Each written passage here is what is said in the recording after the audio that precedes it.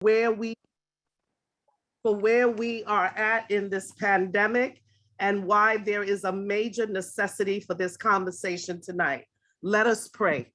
Gracious and everlasting God, we come to you first and foremost saying thank you. Thank you for being high and lifted up. We thank you, Heavenly Father, for you told us that a lack of knowledge is the reason why our people may perish. So we come tonight thanking you for all the wisdom that is here, oh God. We thank you for the hearts that have come to receive your word, dear God. And when everything is said and done, we hope that it is pleasing in your sight. This is our prayer in the matchless name of the risen Savior, Jesus Christ. Let us all say amen. Dr. Burnett, you have the Zoom stage.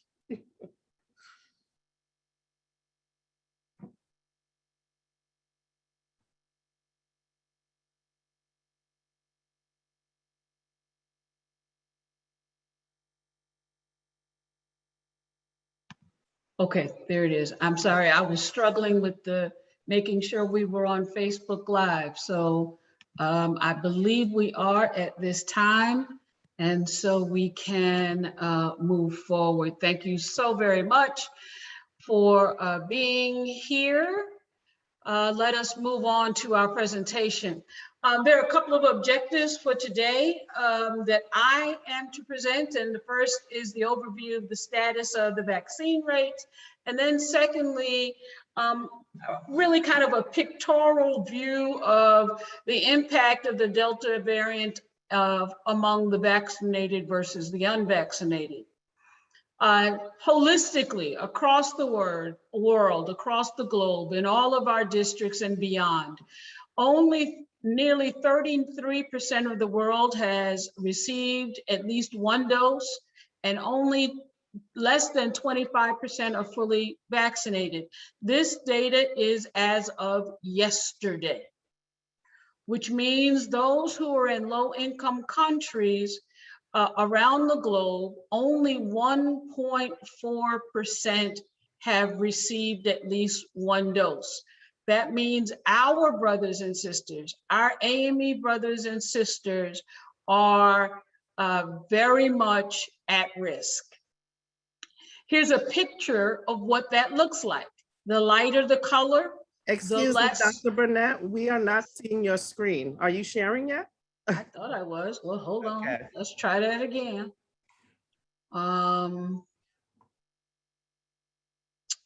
Zoom, and then share, and try that again. How about now? Okay, we see it. Now we see it? Yes. All right. Okay. So here were the objectives. Here were the statistics I just read. And now look at the graphic picture. The graphic picture here shows us that this is for those who have received vaccines per 100 people. The lighter the color, the lower the number of vaccines per dose. As we can see, our brothers and sisters on the continent of Africa, parts of South America, are very much unvaccinated. You can, this little tip right next between these dark green, that's Haiti. We have a problem. This is interesting. Okay. When you look at those who have received at least one dose, it doesn't look much better. When you now look at those that are fully vaccinated, it gets worse. This is just a graphic that shows us Canada, France, United Kingdom are the only three that have reached what we were trying to target with greater than 70% vaccinated to achieve herd immunity. Across the United States, that number is 61%. When you look at those of us who are in South Africa, Zimbabwe, Malawi, it's all under 16% problematic. When you look in the United States, this is a United States graphic. When we look at the number of white non-Hispanic, they're close to 60%. Drop down to Black non-Hispanic, we're under 10% having received 1 dose in total. When you look at those who are fully vaccinated, it does not get any better. And this is the percentage of by age group, with the light pink being those who have been vaccinated in the last 14 days. And the dark, I guess that's burgundy, people who have received at least 1 dose. Look at that in comparison to the US population, which is the gray data. So if you look at 50 to 64, and it makes sense because that's in the US who we started with, they are much higher than their percentage of population in the United States. When you look at those who are fully vaccinated, the same kind of figures are shown. Again, this is as of yesterday. There's also a graph that looks at, in the United States, the willingness to get vaccinated and the numbers between February 15th and July 15th of 2021. The dark red is those who are unvaccinated and not willing, who have expressed not willing to get vaccinated. The salmon colored, unvaccinated and uncertain. The light blue, unvaccinated, but yet willing to get vaccinated. And the blue, vaccinated with at least 1 dose. The good news is you can see that number is continuing to climb with the those who are unvaccinated and, those who are unvaccinated yet willing, that's shrinking. So that means people are getting more access, but this dark red is the piece that is causing us all of the problems, the unvaccinated and not budging. When you look at the number, the SARS variants, first thing to look at is look at the number of variants. 1, 2, 3, 4, 5, 6, 7, 8, 9, and then this category called others, which means it's more than 10. In the United States, which is this line here, 99% of the SARS-CoV-2 virus is due to the Delta variant. We know that, that's what's in the news. And so we know what the issue is. The Delta variant we know is more contagious and almost twice as much. This pictorial representation from CDC shows that in the original strain, 1 person infected 2 approximately. But now look at what's happening. Because it is more contagious, 1 person affects 5 or more. The Delta variant causes more infections and spreads faster. Fully vaccinated people can still break through and have infections. However, those people appear to be infectious for a shorter period of time and are likely to be have it for a less period of time and also have less illness. This is the best way I know to show this. On the left, you have the 7-day case rate per 100,000.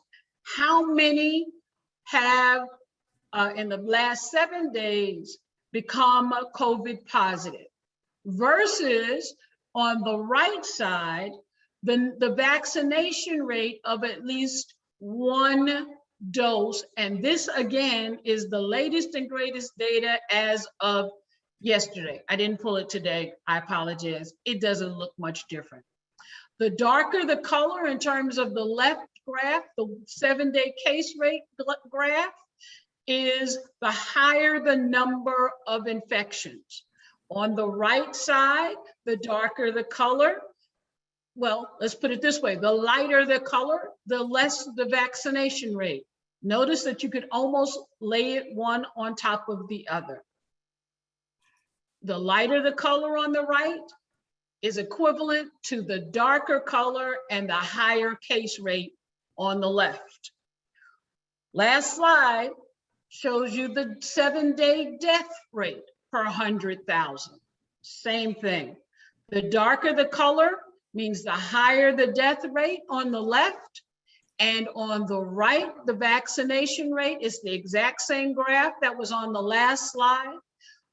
Darker color on the left, high 7-day death rate. Lighter color on the right, lower vaccination rate. You can layer them one on top of the other.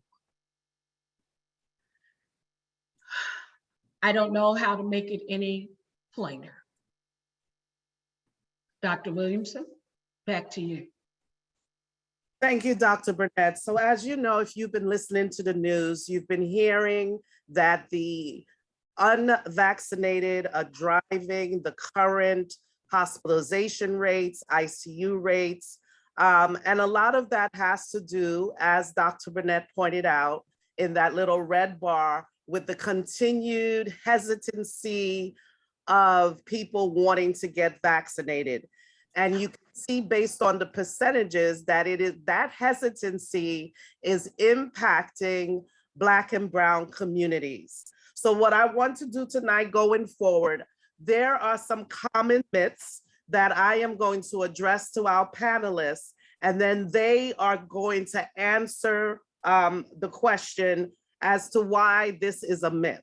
So the first question I want to pose is to Dr. Fuller.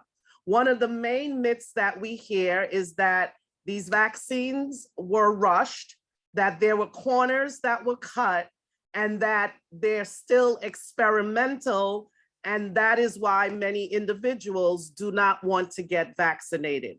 So Dr. Fuller, how would you address one with those reasons for not getting vaccinated? Yes, thank you, Reverend Williamson, and good evening to everyone. We clearly are in an unprecedented and dire place. There were not corners cut in the production of the vaccines. In the US, there are 3 vaccines that were emergency use authorized, and now one of them, as you know, Pfizer, is even licensed by the FDA, which means it's gone through all the requirements, not only for emergency use, but for shelf life and storage and transportation. They came about as a major feat of science cooperation, science and government cooperation. I always use the analogy that if we were going to make a quilt and each of us were trying to make our own quilt by putting a piece together and then making more pieces, if say the 4 of us who are presenters in this panel each made a quilt, and then each of us brought our piece or brought a panel and put our piece together, we would have a quilt a lot quicker than if we all tried to make our own. And that's exactly what happened with the vaccines. They went through the same process.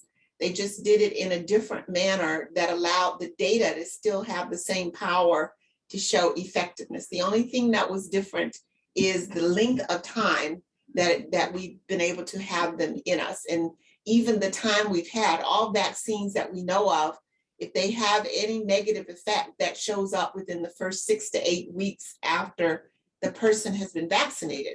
So hence, we pretty much know what the vaccines do. What we're still discovering really is what COVID does. I'm always amazed at what I learn about this virus.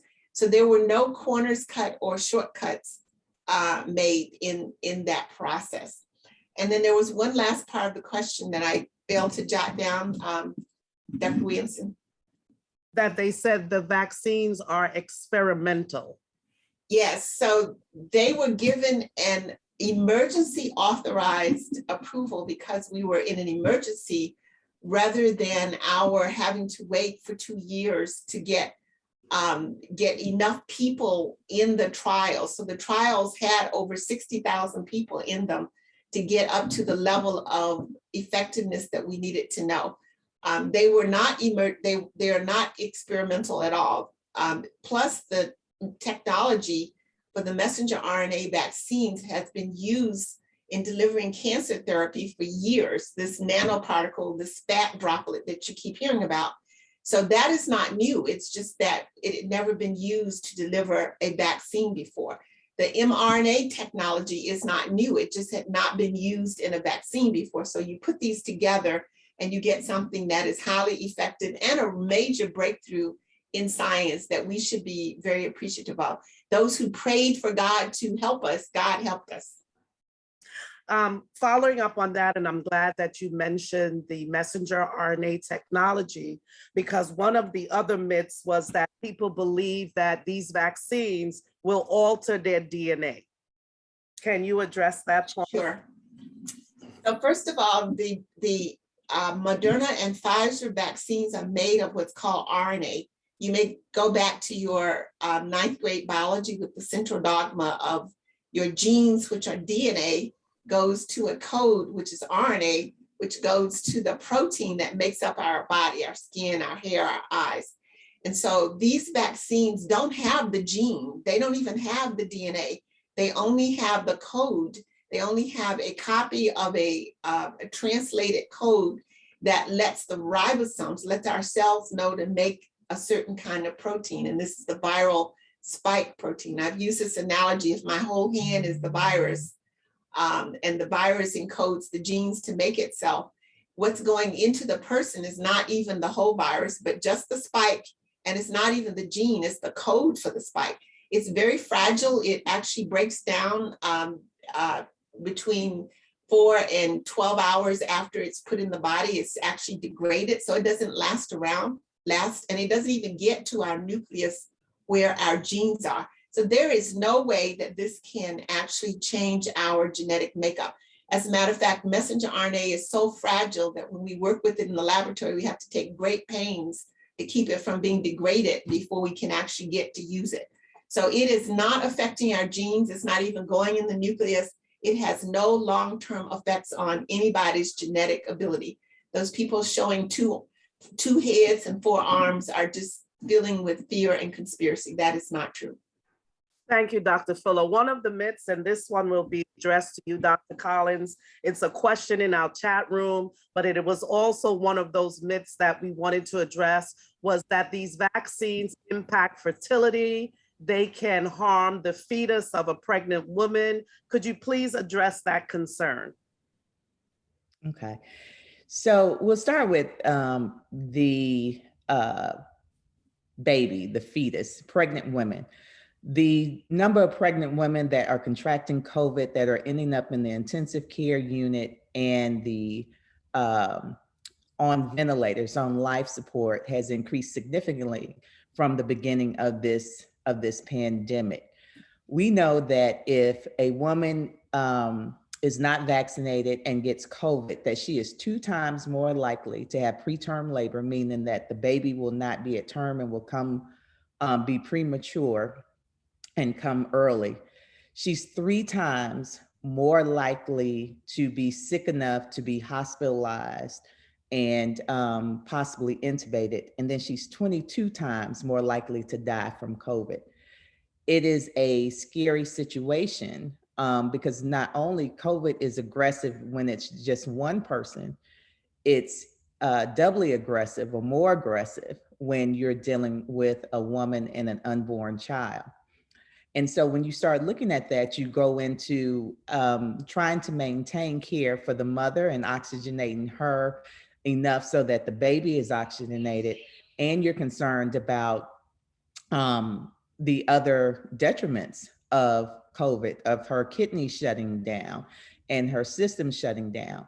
And so also understand that proning someone, meaning turning them over so that she gets more oxygen, becomes more difficult with a gravid uterus, because we have to find somewhere to put her stomach. Her belly has to go somewhere. She can't lay on it as everyone else.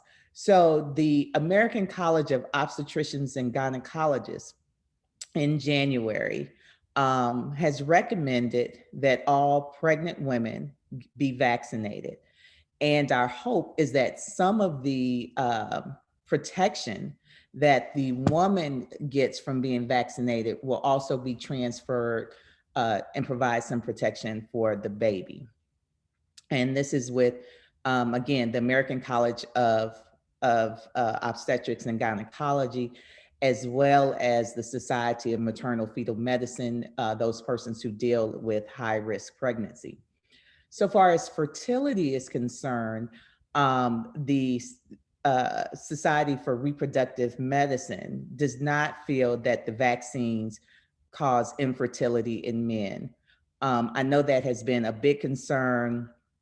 I'm not sure where that has come from, but there has been research for it. I think in the chat it said, well, how do you know? There have been studies done, and for men, honestly, to check fertility on men, is not difficult. It literally involves a room, a magazine, and a cup.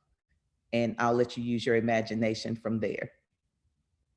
Okay, so that can be checked very easily before and easily followed if that's a concern. There's also the option, if you are very concerned that that may be a cause, you can also have that your semen stored. So nothing is 100%. But what we do know that if a young man gets COVID and dies, he won't procreate. We do know that if a young man gets COVID and experiences multi-system organ failure, that we will see erectile dysfunction and other things, which again will decrease his chances of procreating. So what we're looking at are risk versus benefits. The risk of you surviving and having the life that you want, the family that you want, increases with you being vaccinated versus being unvaccinated.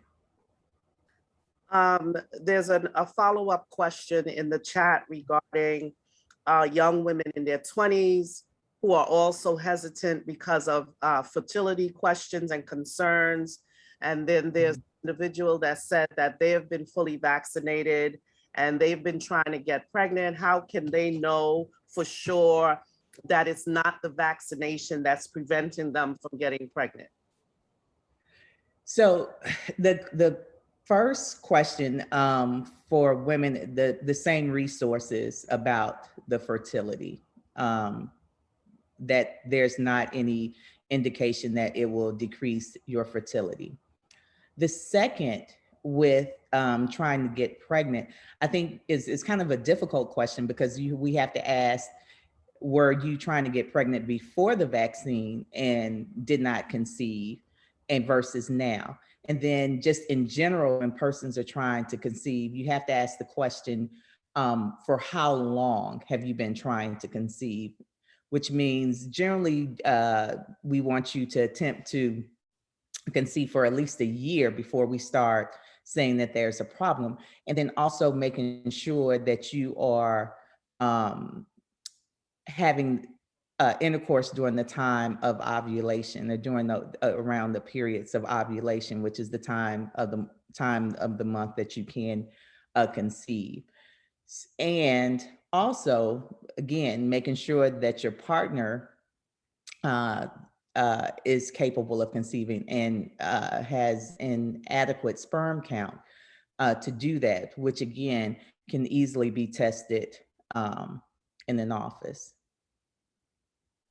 And Dr. Collins, before I go back to Dr. Fuller, someone mentioned that they had lymphadenopathy, which is swelling of the lymph nodes, that was revealed on a breast ultrasound that correlated to the vaccine site, and they wanted, to speak about that, for us to speak about. So that can happen, and we have seen some lymphadenopathy with that. But understand that lymphadenopathy in and of itself or by itself is not necessarily a bad thing. It means that you have an immune system that is able to respond And so that's not necessarily a bad thing. It means that your immune system is working, which is what we want to happen with this. And so it has not caused any problems. It is something that sometimes is seen after having the vaccine and then subsequently going to get a mammogram within that period of time. But this generally resolves. So just think about when you have a sore throat and you have some swollen lymph nodes and the body is fighting that infection and your immune system is working because there's something there that it is recognizing. So having a lymph node or being able, even not being sick and being able to palpate them at certain periods of time is not always a point of concern. Yeah, and I know that there is a recommendation that if you should wait anywhere from 4 to 6 weeks after getting vaccinated, be fully vaccinated before you get ultrasounds, mammograms, and different things like that. I want to go back to Dr. Fuller with this question. There is a belief that COVID-19 was created in a lab for population control, and that population being people of color. Yes, so the myth that a virus was created in a laboratory to control populations happens every time we get a major virus. That's a myth that's circulated for HIV. It's a myth, it's something that is a very popular conspiracy idea. What we find with COVID-19, as we find with many viruses, is that as humans move into new territory, into areas that were previously not where we were, or new development, that we come in contact with new environments, niches and homes of animals are changed. We're capturing animals to use for various things. So the natural animal viruses that are found in many animals then move to humans and adapt to humans to be able to reproduce in humans. We see this often. It's called a zoonotic, like zoonotic transfer. And so we saw that, for example, with swine flu. It was a virus that was in pigs, but it came in contact with humans, adapted to humans, and spread around the world. We see that with bird flu.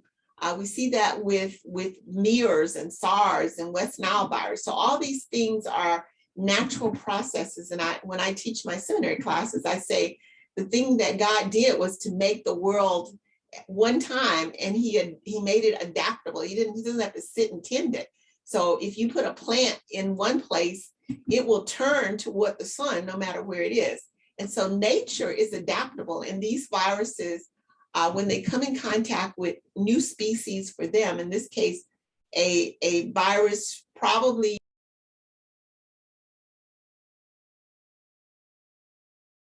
Dr. Fuller, you're muted. I wasn't muted that whole time, was I? Oh, no. Okay, so the adaptation happened somewhere along the way. Now it might have been that a laboratory had brought an animal virus into the laboratory and it moved to humans in that setting. We don't know how it got in humans, but the sequence of coronavirus 2 suggests that it was originally a bat virus that is now adapted to humans, and that's going to keep happening. We're going to get more of viruses from different families in animals moving into humans. There's also an understanding out there where people say that they would rather get COVID-19 and have natural immunity than get the vaccine. That people would rather get natural immunity from infection than get the vaccine is such a unreasonable. I'm thinking. I'm gonna say, be kind, be kind. I was thinking of the word that my mama told me never to call somebody, but it's such an unreasonable, unsensical thing to do. First of all, COVID-19 is a disease from a virus that we do not understand. This virus, as my physician colleagues can share, causes all kinds of multi-inflammatory issues with the body's organs. Not only does it prevent your lungs from functioning so you don't get oxygen, but there's a complete change in your body chemistry such that there's long COVID, people get over it, and there's brain fog and heart arrhythmias. Even people who get asymptomatic infections still have long-term outcomes that they didn't even realize. And I've heard people lately say, well, I got my physical, now I have a heart murmur. Well, did you have COVID? Not that I know of. And they test for antibodies, and lo and behold, they have antibodies. So they had COVID at some point because they haven't gotten vaccinated. So the natural immunity will give you antibodies. So your immune system will respond and kick the virus out. But it is not making the most effective immune response, antibodies and other cells that allow you to destroy the virus. And so what the vaccine does, because it's made just to that critical spike protein, that thumb, it's like arming your immune system with the most potent way that it can access and knock the virus can't attach to cells because this thing is blocked. So the vaccine induces much stronger protection than the natural immunity. As a matter of fact, people who get natural immunity when they get the vaccine have a huge boost in their protection.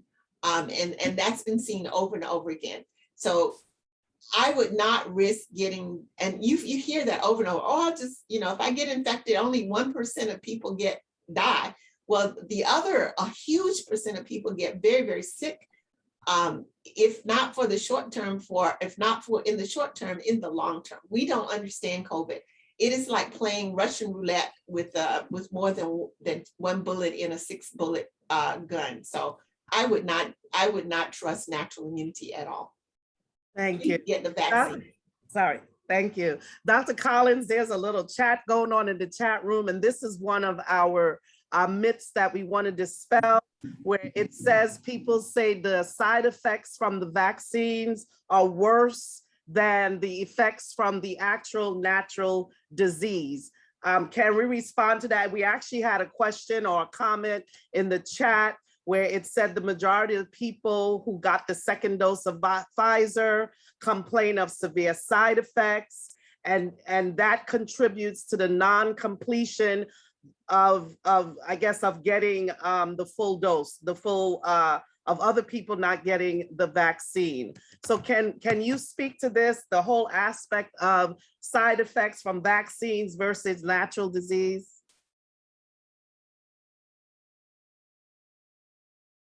Sorry. I think those are two different questions. Okay.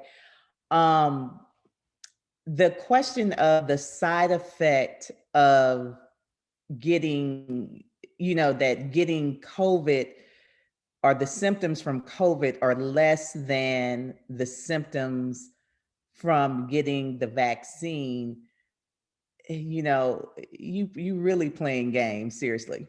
And maybe we need to be more specific, or ask the person to be a little bit more specific on what they're speaking of. There are persons that can be asymptomatic with COVID, meaning they don't have any signs or symptoms that they are aware of. But the thing is, you don't know who that's going to be. And so, like Dr. Fuller said, you are really playing Russian roulette. You're playing Russian roulette because we don't know if that's going to be you or not. I give the example that there was an 18-year-old who had COVID, who was asymptomatic, but died. Why did that 18-year-old die? They didn't have, quote, symptoms from COVID. They died because one of the problems with COVID is because it causes blood clots or embolisms or pulmonary emboli, meaning blood clots that go into your lung. And so that 18-year-old had a blood clot that went to their lung and killed them. And outside of COVID, a blood clot can do that very quickly without you having any symptoms and within a matter of a couple of minutes that you're dead. So that can happen, you know. It is Russian roulette. Some people may have, I was sick, I was tired, I was fatigued, but I felt better. And we're thankful when those people are able to recover and to do that. But then there are others who are sick, very sick, and their system shut down.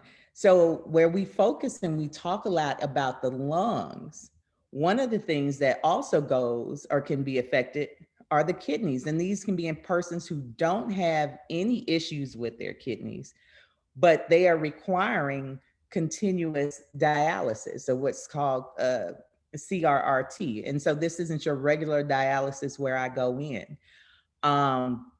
Their risk of clotting goes up. So we're using anticoagulants and things to kind of make sure that their blood is thinned.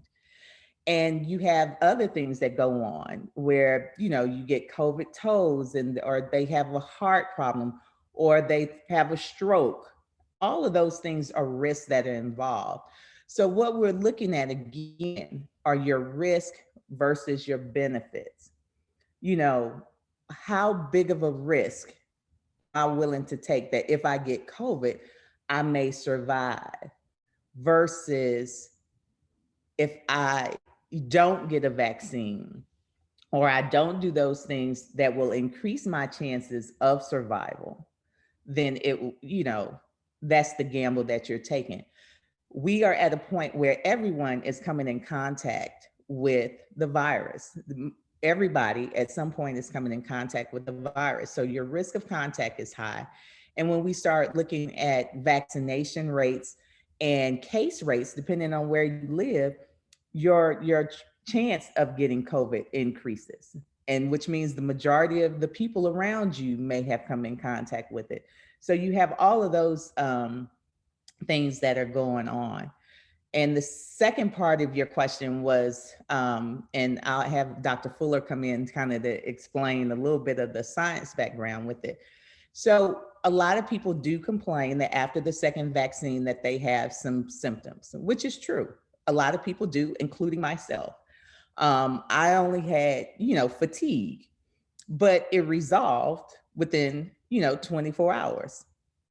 There are others who have arm pain that's really severe. You have some other ones that have fatigue. You do have people that may have a fever or a headache or something like that.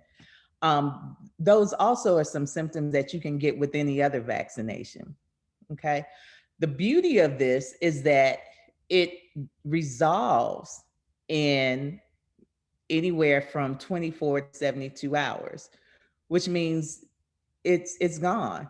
And so your body responded to it. And that's a good thing. And that's a short thing.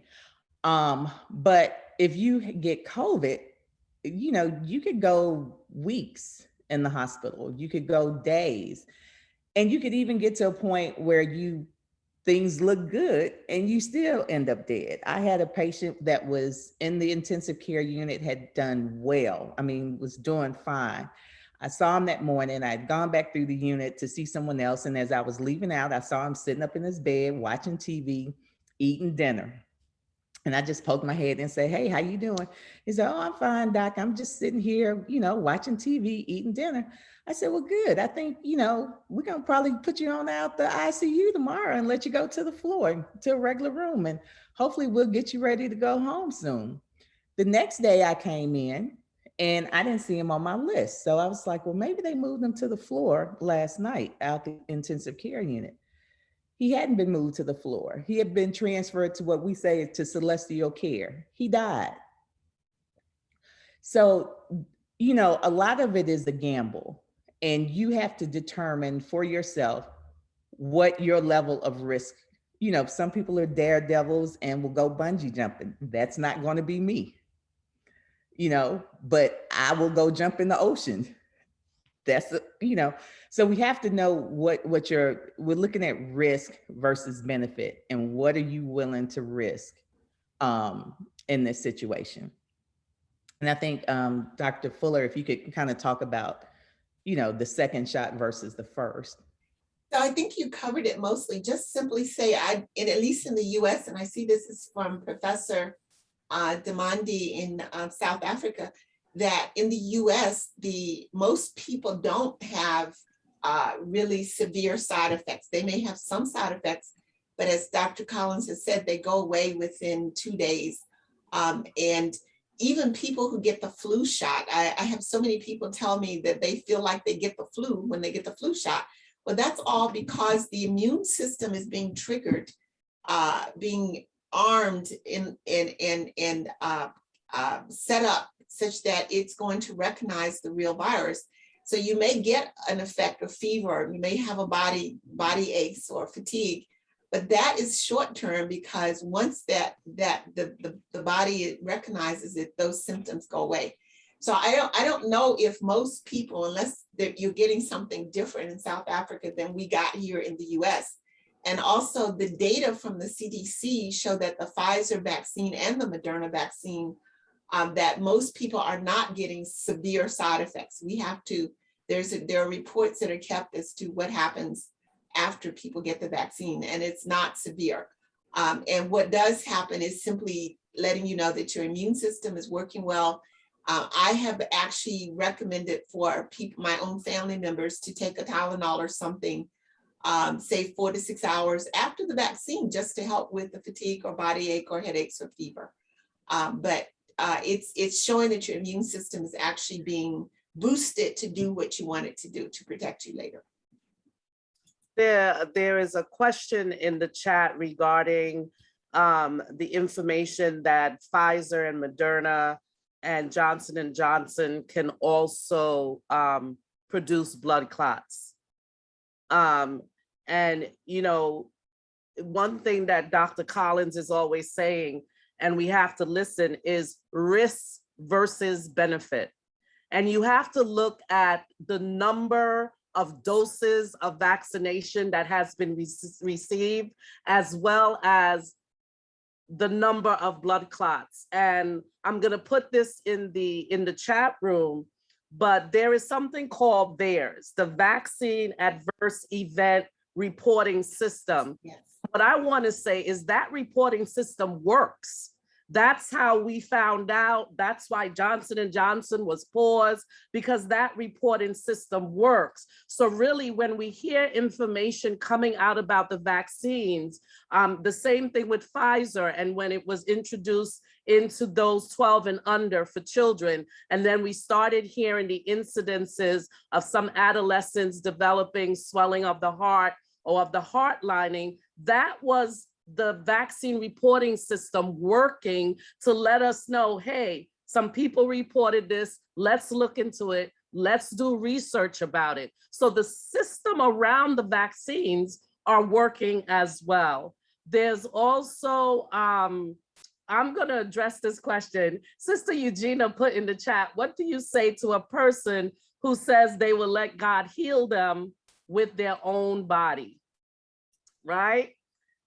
I say that's what the vaccine is doing. God gave us the vaccine to prime the body to be ready when the real enemy comes. So yeah, God is giving us the system. Exactly. God has already given us the system, and that's our immune system. And now what we're doing is boosting it to give it, to fortify it so it is ready to deal with the real issue. So yeah, we agree. Yeah, we agree. I mean, this vaccine technology, let's attribute it to God. He's sovereign. The people that he gave the knowledge to develop these vaccines, that reminds me of the story of the man who was drowning, and there was a boat that came by, and then an airplane came by, and he kept saying, no, I'm waiting on God. And then he drowns and gets to heaven. He says, hey, what happened? And God was like, I sent you a boat. I sent you a helicopter. I sent you a plane. I sent you the logs that went by. You didn't get on the logs. Exactly. So, Dr. Fuller, there's a myth out there that people believe that when they get the vaccine, they're actually being given COVID-19. No, that is so not true.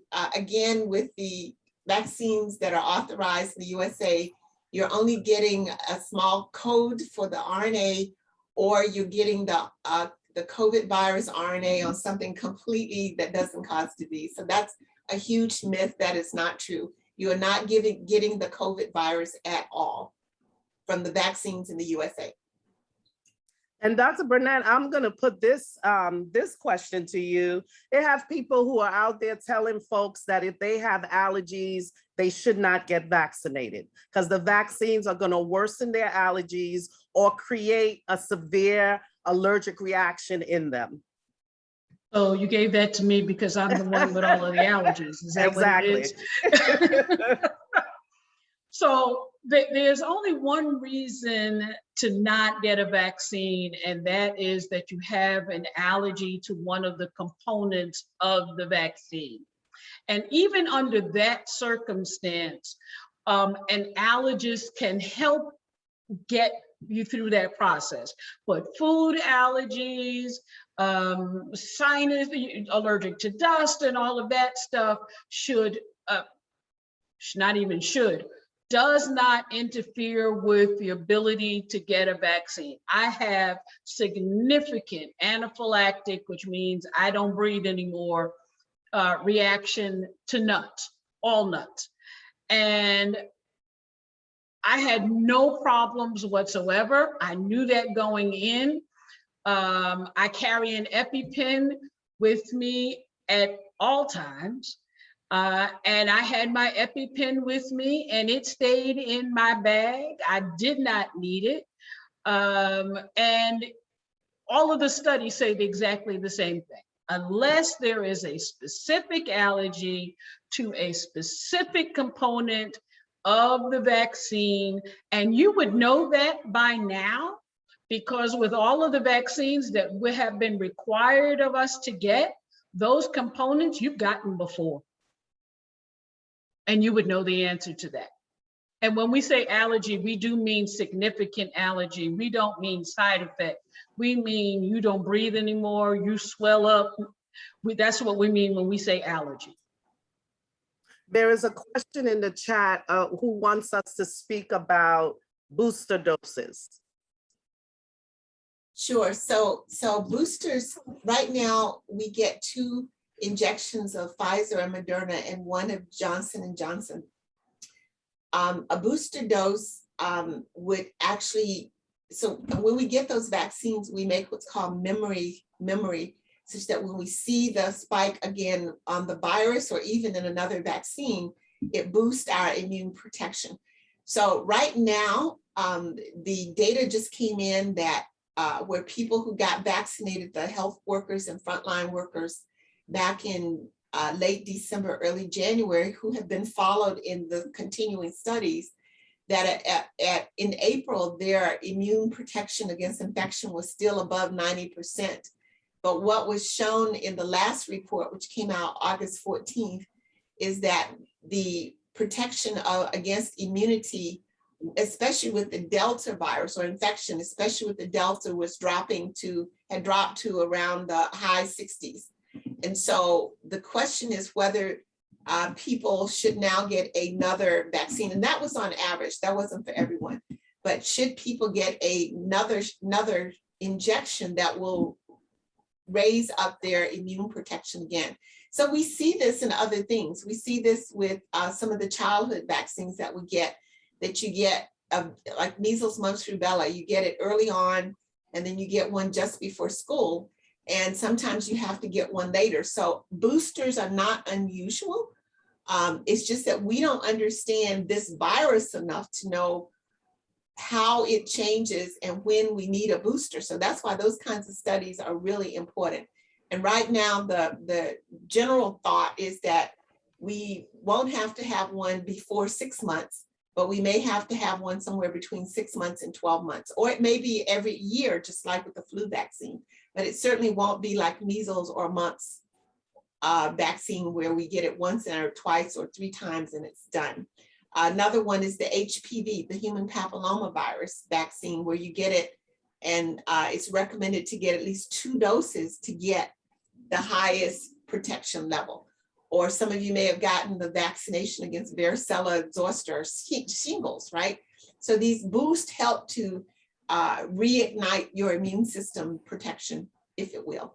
And while if I may, Reverend Williamson, just want to say you've heard a lot lately about breakthrough infections, and just want to go on record saying that people who are ending up, and I'm sure my physician colleagues can attest to this, ending up in the ICUs and the hospitals right now are people who are unvaccinated with Delta. Delta is a very ferocious variant, but those of us who are vaccinated may get infection, and we may be producing virus, which is why we should use our mask and all of our public health preventions. But those people who have what's called breakthrough infections, if they're vaccinated, don't get severely sick for the most part. And if they do, that's because they've been exposed to lots and lots and lots of virus, and their body just can't handle it. So the vaccines are keeping us out of the hospital, out of the intensive care unit. And that's a good thing. That's what they were designed to do. But they may not prevent infection of the Delta variant. So that's why we need to use all the other public health measures. And we also don't know how long they last. That's what's being studied now. I just want to address two questions out there regarding children. Number one, there is a myth out there that says that children who get the vaccine, that it stunts their growth. That is an absolute untruth. There has been no reported. First of all, that has not been reported at all. And we just recently, months ago, started vaccinating ages 12 and up. But to date, that report that this vaccine is going to stunt the growth of children, that is a myth. The other one is, yes, there have been cases of what's called myocarditis, which is a swelling of the heart, or pericarditis, which is a swelling of the lining around the heart. But once again, we go back to what Dr. Collins speaks about, that risk-benefit ratio. We've had over 200 million children vaccinated, and to date, the case of the either swelling of the heart or the lining around the heart is right now under 2,000. So once again, you have to weigh the risk versus the benefit, and myocarditis and pericarditis are very treatable. They have seen it mainly with children, adolescents, 16 and up, after the second dose, like a few days after the second dose. It can present with shortness of breath, chest pain, fluttering heart. But once again, have that conversation with your pediatrician, with your medical provider. But we got to keep saying this. You got to look at the benefit versus the risk. There is a question, Dr. Fuller. Someone is saying that they're saying the boosters should happen 10 months after the second shot. What is the range? What is the recommended range? Right now, the only people who are absolutely recommended to get a booster somewhere around 8 months are people who are immunosuppressed, people who are on cancer therapies, or who may have had a kidney or heart or organ transplant, whose immune system has to be suppressed so they won't reject their organ. Those are the people who now are asked to definitely get with their provider, health provider, to get a third injection, or the second one if it's J&J. But everybody else, the question is now being explored. The data are being looked at to ask when and if a person should get a third booster. What I'm hearing is it's around 8 months, between 8 and 10 months, if that's going to happen. People who've asked me, I've said, unless you are on the front line, if you are a physician in a hospital and you're being confronted with COVID, or you're a firefighter, or drive a truck or something where you're coming in contact with people who you don't know, then you might want to talk to your health provider about getting a booster shot very soon. But for everybody else, I think we wait and see what the data say, and that, because there are like thousands, over 5,000 people, at least in one trial I know, who are being followed with their blood being drawn to see where they are in protection. And so those studies are going on to let us know when the vaccines go down and we want a booster to prop them back up, as well as whether we need to redesign or tweak the vaccine a little bit to make it more able to address the variants that are out there. Currently, it works against the Delta variant quite well, not as well as with the original, but well enough to keep us out of the hospitals. So I would just wait a little bit unless you're in a situation where you know that you're coming in contact with people who have virus and you know that you got a vaccine, I'd say before March of last year. Okay, we're getting ready to wrap up, but I just want to address some of the last few questions. All of them are concerning the vaccine. One of the questions is, can the COVID vaccine be taken along with other vaccine? I'm not sure if you're saying taken at the same time, or are you saying if you have the COVID vaccine, can you get another vaccine? I mean, If Do you want to answer? Do you want to? You want an answer to what it could be? yeah. Okay, so there was a time that we said that you needed to wait 2 weeks but between vaccines. That is no longer the case. What we do know is that you can get every vaccine that you need to catch up on at the same time. The recommendation, though, is that they not be given in the same spot. So you could walk out of your doctor's office looking like I did when I went in the Army, and they got me on both arms and my leg at the same time. But you can do it all in the same day. The other question alongside is after having COVID, how long do you wait to be vaccinated? 90 days. 90 days, right. And there is a question here about a spike protein antibody test that can show a person that if that number is below 80, that the vaccine is no longer effective. Dr. Fuller, I mean, I know we have, go ahead. I don't know about that particular test. I do know that you can look at people can have their blood drawn and you can look at their titer, their antibody level, but I don't know any tests that you can do at home for that. There are tests, there are home quick kits for COVID, and I would advise you to get those at home if you can, so you can do a quick test to see if you've been exposed, like after travel or after being in a gathering. But I don't know of a home test for the blood level of antibody. Dr. Williamson, I do have a slide to close out with that I think might be helpful whenever, if it's possible to do that. All right, as long as you're a co-host, so you can share your screen. Okay, let's see if I can make this work. And while you're sharing, the recommendation is not to check your antibody levels before either getting or waiting on a booster. There's no need to do that.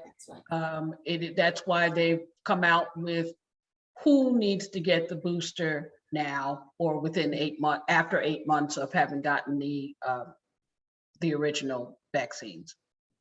Can you see my screen? We can. Yes, we can.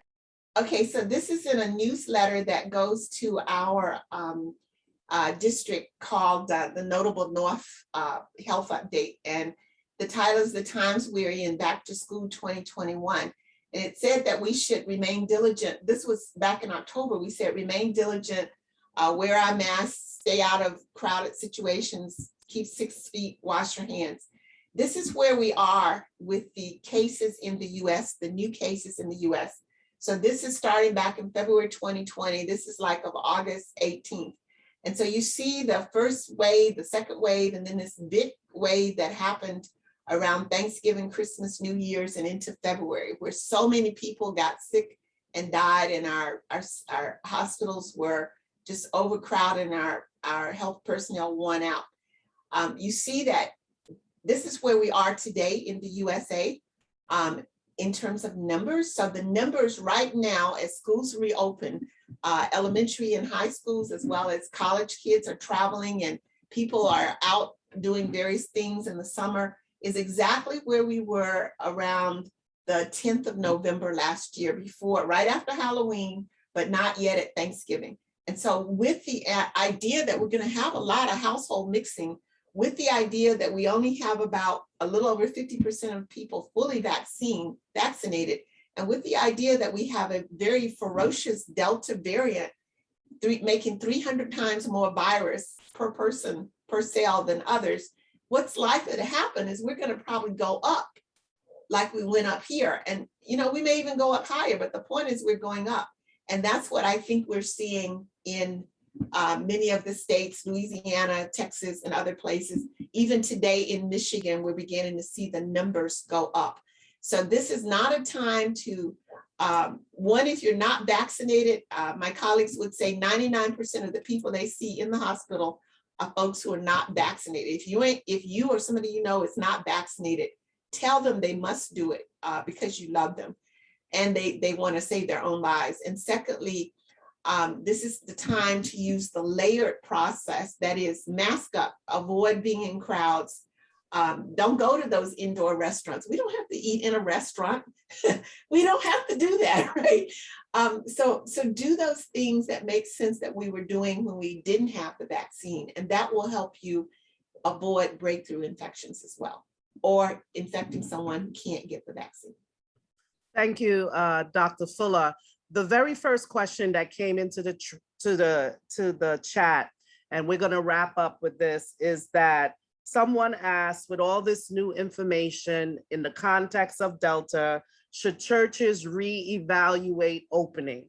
And that is a decision that, yes, you should reevaluate opening. You should look at what the virus is doing in your community, at where your church is located. Take into consideration vaccination rates and unvaccination rates.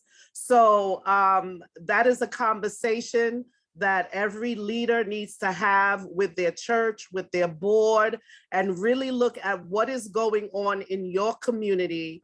And then there is a checklist of items that need to be done, that need to be completed before those physical church doors are open. So yes, the answer to that question is yes. Every church leader should look at their situation, look at the current context, right? Because some churches opened and then they had to close. Look at your current context, your current community, the makeup breakdown of your congregation. And I just want to put it out there because I'm the resident pediatrician. There is no vaccination for children under 12 as of date. And that is a large population. So with all that has been presented tonight, I hope that the information was well received. I hope it was received in a way that if you do have someone that you know is still not vaccinated, or you yourself are not vaccinated, please make an informed decision. Not only does your life depend on it, but COVID-19 is one of those diseases where other people's lives depend on it as well. So I want to thank our panelists, Dr. Burnett, Dr. Collins, Dr. Fuller. I want to thank Sister Cynthia Taylor for operating us on Facebook. And you can find this recording on our Facebook page, the International Health Commission, or you can go on our website. It will be posted there if it's something that you want to re-show in your local churches or other grassroots organization. God bless you. God keep you. And just remember, the earth is the Lord's and the fullness thereof. And everything that we have is because God ordained it to be. Thank you. Bless you. Have a great evening. Beautiful. Yes, and we have the Health Commission YouTube channel. That will have it also.